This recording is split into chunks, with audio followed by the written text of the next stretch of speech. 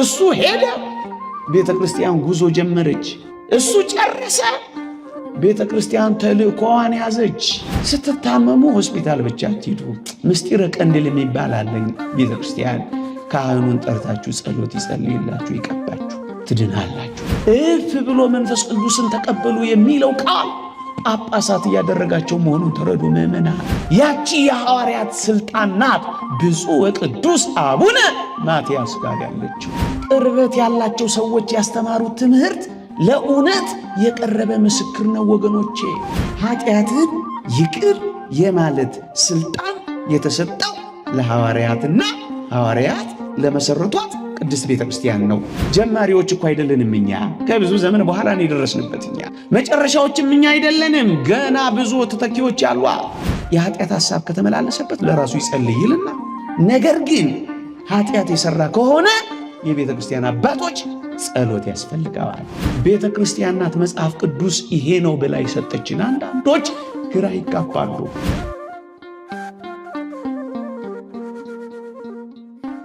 ወገኖቼ እግዚአብሔር በትንቢት ክህነት እንዳለ አሳያችሁ ነገረ። ካህናትና ሌዋውያንን ከነርሱ ወስዳለሁ አለ። አዎ ይህንን ክህነት የተወደደ መድኃኒታችን ኢየሱስ ክርስቶስ ወገኖቼ የምስጢራት ቤተ ክርስቲያን መስራቿ፣ አክሊሏ፣ ጀማሪዋ፣ ፊት አውራሪዋ፣ ባለቤቷ ኢየሱስ ክርስቶስ የክህነትን ምስጢር ለቤተ ክርስቲያን እንዴት እንደሰጠና እንደመሰረተ ላሳያችሁ። መጀመሪያ ትንቢት፣ ከዚያ ምስረታ፣ ከዚያ ትግበራ አሳያችኋለሁ። አሁን እንዴት እንደመሰረተ ላሳያችሁ። እዩ። የተወደደ መድኃኒታችን ውረድ፣ ተወለድ፣ ሙት፣ ተሰቀል፣ አድን የሚለውን ተልእኮ በራሱ ፈቃድ፣ በባህሪ በአባቱ በአብ ፈቃድ፣ በባህሪ ሕይወቱ በመንፈስ ቅዱስ ፈቃድ ተቀብሎ መጥቶ ፈጽሞ በመስቀል ላይ ተሰቅሎ አድኖ ሊያርግ ሲል አንድ አስደናቂ ምስጢርን ለሐዋርያቱ ሰጥቶ ሄደ። እዩ። ክርስቶስ ሥራውን አጠናቀቀ። እንዴት? አባቴ ሆይ የሰጠኸኝን ሥራ ፈጽሜ በምድር አከበርሁ አለ። ሊቁ ቀለምኒጦስ ሊቀ ካህናት እንደመሆኑ የጸለያት ጸሎት በሚላት በዮሐንስ ወንጌል ምዕራፍ 17 ቁጥር 3 ላይ ነው ጥቅስ ያለችው። አባቴ ሆይ የሰጠኸኝን ሥራ ፈጽሜ በምድር ገለጥኩህ፣ አከበርሁ፣ ገለጥኩላቸው። ፈጽሞ እሱ ፈጽሞ ሲሄድ ግን የምትጀምር ቤተ ክርስቲያንን ግን ተክሏል፣ ሰጥቷል። እዩ። እሱ ሄደ፣ ቤተ ክርስቲያን ጉዞ ጀመረች። እሱ ጨረሰ፣ ቤተ ክርስቲያን ተልእኮዋን ያዘች። እሱ ተቀመጠ፣ አረፈ። ቤተ ክርስቲያን ግን ከና አገልግሎቷ ወደ ዓለም ለመገስገስ ጉዞ ቀጠለች፣ ቆመች። ሊቁ ስምዐኮን እንዳሉት እግዚአብሔር በሰባተኛው ቀን ያረፈው አዳም እንዲሰራ ነው እንዳሉት እኮ ነው። ክርስቶስ በባህሪ አባቱ በአብ ቀኝ በጥንት ክብሩ ሥራውን አጠናቆ የተቀመጠው የሚያገለግሉ ካህናትን ሾሞልን ነው የሄደው። ይሄንን ነው ማሳያችሁ። የዮሐንስ ወንጌል ምዕራፍ 20 ላይ ጌታችን ሊያርግ ሲል እንዲህ የሚል ቃል ተናገረ። ኢየሱስም ዳግመኛ ሰላም ለእናንተ ይሁን፣ አብ እንደላከኝ እኔ ደግሞ እልካችኋለሁ አላቸው። ይህንም ብሎ እፍ አለባቸውና መንፈስ ቅዱስን ተቀበሉ። ኃጢአታቸውን ይቅር ያላችኋቸው ይቀርላቸዋል፣ የያዛችሁባቸው ተይዞባችኋል አላቸው ይላል። በሞቴ ስሙኝ። ሊያርግ ሲል እኮ ነው እኔ አብ እንደላከኝ አሁን ደግሞ እኔ እናንተን እልካችኋለሁ አላቸው። ይሄንን ነው ቅድም ክርስቶስ ሲጨርስ ቤተ ክርስቲያን ጀመረች። ክርስቶስ ሲቀመጥ ቤተ ክርስቲያን ቆመች። ክርስቶስ ሲያርፍ እሷ ቀጠለች። ክርስቶስ ተልእኮውን ሲያጠናቅቅ ቤተ ክርስቲያን ተልእኮዋን ይዛ ገሰገሰች።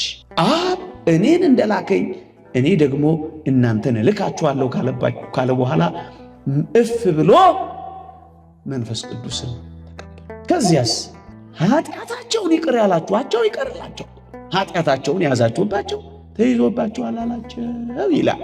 እዚህች ጋር አንድ እግዚአብሔር ቃል አስታውሳችሁ። የሐዋርያት ሥራ ምዕራፍ 20 ቁጥር 28 ላይ ቅዱስ ጳውሎስ ለጳጳሳት የሰጠውን አደራና ማስጠንቀቂያ እንዲህ ይላል። መንፈስ ቅዱስ እናንተን ጳጳሳት አድርጎ ለሾመባት ለመንጋውና ለራሳችሁ ተጠንቀቁ ሲላቸው ታገኛላችሁ። ደግሞ አለው በገዛ ደሙ የዋጃትን የእግዚአብሔርን ቤተ ክርስቲያን ትጠብቋት ዘንድ መንፈስ ቅዱስ እናንተን ጳጳሳት አድርጎ ለሾመባት ሲል ስሙት። አንድ ነገር እንድታገናል የሚልኝ እኮ ፈልጌ ነው። እፍ ብሎ መንፈስ ቅዱስን ተቀበሉ ይላል አይደለ? ይሄንን ነው ቅዱስ ጳውሎስ ያመጣው። ምን ብሎ? መንፈስ ቅዱስ እናንተን ጳጳሳት አድርጎ ለሾመባት ይልላችኋል። አያችሁ፣ እፍ ብሎ መንፈስ ቅዱስን ተቀበሉ የሚለው ቃል ጳጳሳት እያደረጋቸው መሆኑን ተረዱ ምዕመናን። ምን እያደረጋቸው ነው? ጳጳሳት። ምን እያደረጋቸው ነው? ካህናት እያደረጋ። ምን እያደረጋቸው ነው? እየሾማቸው ነው። ለዚህ ነው ዝቅ ብሎ በሞቴ ስሙ ኃጢአታቸውን ይቅር ያላችኋቸው ይቀርላቸዋል፣ ኃጢአታቸውን ያዛችሁባቸው ተይዞባቸዋል ይላል። ምዕመናን ካህናት እያደረጋቸው መሆኑን የምታረጋግጡት በኃጢአት መያዝና መተው ላይ ስልጣን የሚሰጠው በኦሪት እኮ ለካህናት ነው። ከኃጢአት ጋር በተያያዘ እግዚአብሔር በኦሪት ስልጣን ይሰጥ የነበረው ለካህናት እንደነበረው ሁሉ በሐዲስ ኪዳንም ኃጢአታቸውን ይቅር ያላችኋቸው ይቀርላቸዋል፣ ያዛችሁባቸው ተይዞባቸዋል ካላቸው ምን እያደረጋቸው ነው? ካህናት እያደረጋቸው ነው። ምን እያደረጋቸው ነው? ጳጳሳት እያደረጋቸው ነው። እፍ ብሎ መንፈስ ቅዱስን ተቀበሉ አላቸው። መንፈስ ቅዱስ እናንተ ጳጳሳት አድርጎ ለሾመበት ሲል አትሰሙትም ጳውሎስን? እናስ እኔን አብ እንደላከኝ እናንተን ደግሞ ልካችኋለሁ አላ። ምን ማለት ነው? ያስሩ ዘንድ የበደልን ማሰሪያ ይፈቱ ዘንድ ዘር፣ ከለር፣ ነገድ፣ ቋንቋ ሳይመርጥ ሹመትን ሾማቸው። ያቺ የሐዋርያት ስልጣን ናት ብፁዕ ወቅዱስ አቡነ ማትያስ ጋር ያለችው። ከዚህ በቀር ሌላ የለችም። ቢቆጠር ቅዱስነታቸው ጋር የምትደርስ የሐዋርያት አሰረ ክህነት ያላት ኦርቶዶክሳዊ ቤተ ክርስቲያን ብቻ ናት። ምዕመናን ኃጢአትን ይቅር ማለትና መያዝ ከኃጢአት ጋር የተያዘ ጉዳይ ክህነት ነው ወገኖቼ። ለዚህ ነው አፈ በረከት ቅዱስ ዮሐንስ አፈወርቅ ይህችን የዮሐንስ ወንጌል ምዕራፍ 20 በተረጎመበት ድርሳኑ እንዲህ ሲል እናገኘዋለን። አብ ፍርድን ሁሉ ለወልድ እንደሰጠ እነሆ አሁን ደግሞ ወልድ ፍርድን ለካህናት ሰጠ። ምን ብሎ? አብ እኔን እንደላከኝ እናንተንም ልኬያችኋለሁ አላቸው። ምን እንዲያረግ? እንዲይዙ፣ እንዲፈቱ፣ እንዲያስሩ፣ እንዲፈርዱ ስልጣን ሰጣቸው። አሳያችኋለሁ ሲፈርዱ። እንደውም ምን ይላል? ካህናቱ ወይም ሐዋርያቱ በምድር ያደረጉትን በላይ በሰማይ ያጸድቀዋል፣ በምድር የወሰኑትን ያጸናዋል፣ በሰማይ ያጸናዋል። ቅዱስ ዮሐንስ አፈወርቅ ነው ይሄን የሚለው። ይኸውላችሁ ጥንታዊ መሰረት ያላት ቤተ ክርስቲያን፣ ይኸውላችሁ ለጥንቱ ዘመን ቅርበት ያላቸው ሰዎች ያስተማሩት ትምህርት ለእውነት የቀረበ ምስክር ነው ወገኖቼ። ለዚህ ነው ዮሐንስ አፈወርቅ እንዲህ አለ፣ አትናቴዎስ እንዲህ አለ፣ ቄርሎስ እንዲህ አለ፣ ጠርጠሉስ እንዲህ አለ እያለች ቤተክርስቲያን በጣም የቅርብ የሆኑ ሰዎች የተናገሩትን ሁለት ነገር ላንሳላችሁ ከዮሐንስ አፈወርቅ ተጨማሪ። አንደኛው ቅዱስ ቆጵርያኖስ ነው። ሴንት ሲፕሪያን የተባለ በሰማዕትነት ያረፈ አባት ነው። በረከቱ ይደርብን። እንዲህ ይላል ቅዱስ ቆጵርያኖስ፣ ኃጢአትን ይቅር የማለት ስልጣን የተሰጠው ለሐዋርያትና ሐዋርያት ለመሰረቷት ቅድስት ቤተ ክርስቲያን ነው። እነርሱም የተላኩት ከእግዚአብሔር ነው። ይህንንም ስልጣን ለጳጳሳትና ለተተኪዎቻቸው አስተላለፉት ይልላቸዋል ሴንት ሲፕሪያን። ለዘመኑ ቅርበት ያላቸው ሰዎች የበለጠ እውነት ነው። ለዚህ እኮ ነው ወደ ኋላ የምንመለሰው። የእግዚአብሔርን ቃል የተናገሯችሁን ዋኖቻችሁን አስቡ። የኑሯቸውን ፍሬ የተመለከቷችሁ በእምነት ምሰሏቸው። የእግዚአብሔርን ቃል የተናገሩን ዋኖቻችን የሚያስፈልጉት ጀማሪዎች እኮ አይደለንም እኛ። ከብዙ ዘመን በኋላ ነው የደረስንበት እኛ። መጨረሻዎችም እኛ አይደለንም። ገና ብዙ ተተኪዎች አሉ። ለዚህ እኮ ነው እዩ ምን ይላል? ኃጢአትን ይቀር የማለት ስልጣን ሲስተው ለሐዋርያትና ሐዋርያትን ለመሰረቷት ቤተክርስቲያን ነው ይልና እነሱም የተላኩት ከእግዚአብሔር ነው ይላል። ምን የሚለውን ቃል ይዞ አብ እንደላከኝ እኔም እልካችኋለሁ ነው። አንድ ሌላ ልድገምላችሁ። ጠርጠሉስ ወይም ቱርቱሊያን የተባለ ሊቅም እንዲህ ይላል። አንድ ሰው ክፉ የኃጢአት ሐሳብ እየተመላለሰ ቢቸገር ለራሱ ይጸልይ ይላል። የኃጢአት ሐሳብ ከተመላለሰበት ለራሱ ይጸልይ ይልና ነገር ግን ኃጢአት የሰራ ከሆነ የቤተ ክርስቲያን አባቶች ጸሎት ያስፈልገዋል። ይህ የታወቀ ነው። የጥንት ትምህርት ነው። ዛሬ ያለን ሰዎች የፈጠርነው እንዳይመስላችሁ ኦርቶዶክሳውያን። አንድ ነገር አሳየዋችሁ፣ ትንቢት። ሁለት ነገር አሳየዋችሁ፣ ምስረታ፣ ጌታችን እንዴት እንደመሰረታት። ይሄንን በቀደምት አበው ትምህርት አብራራንላችሁ። ሶስተኛና የመጨረሻ ለዚህ ክፍለ ትምህርታችን ብዙ ነው ማብቂያ እንዲሆነኝ በቤተ ክርስቲያን ሲተገበር ይህን አሳየቻችሁ። ለአሁን አበቃለሁ። እሺ ትንቢት አሳየህን፣ መልካም ምስረታ አስጎበኘህን። እሺ ይሄ ግን በቤተ ክርስቲያን በጥንቷ ቤተ ክርስቲያን በመጽሐፍ ቅዱስ ላይ ባለች ሲተገበር ልታሳየን ትችላላችሁ? አዎ ላሳያችሁ። እሱን አሳየቻችሁ። ለዛሬ አበቃለሁ። በቆሮንቶስ ማኅበረ ምእመናን በቆሮንቶስ ቤተ ክርስቲያን በመጽሐፍ ቅዱስ ላይ በአንደኛ ቆሮንቶስ መልእክት ላይ የቆሮንቶስ ምእመናን ከነበረባቸው አንዱ ችግር ብርቱ ዝሙት የፈጸመ አንድ ሰው ነበረ።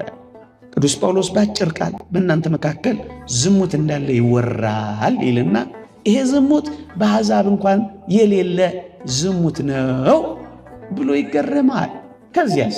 ከዚያማ ቅዱስ ጳውሎስ ዝም ብሎ ይሄንን ጠቁሞ ብቻ አያልፍም። ምን ይላል መሰላችሁ? አንደኛ ቆሮንቶስ መልእክት ምዕራፍ 5 ከቁጥር 3 እስከ 4 ላይ እንዲህ ይላል።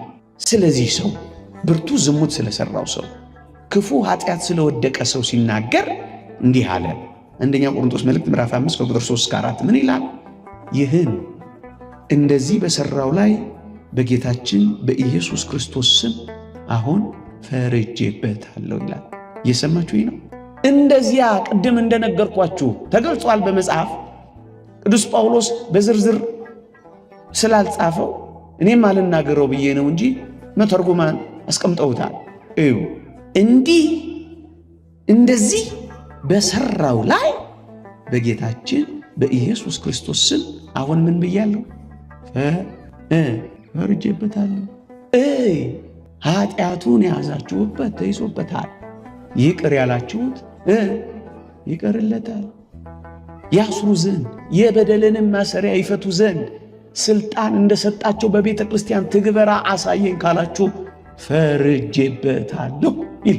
አየህ፣ አብ ፍርድን ሁሉ ለወልድ እንደሰጠ ወልድ ደግሞ አሁን ፍርድን ሁሉ ለካህናት ሰጠ ያለው ዮሐንስ አፈወርቅ ይህንን ነው።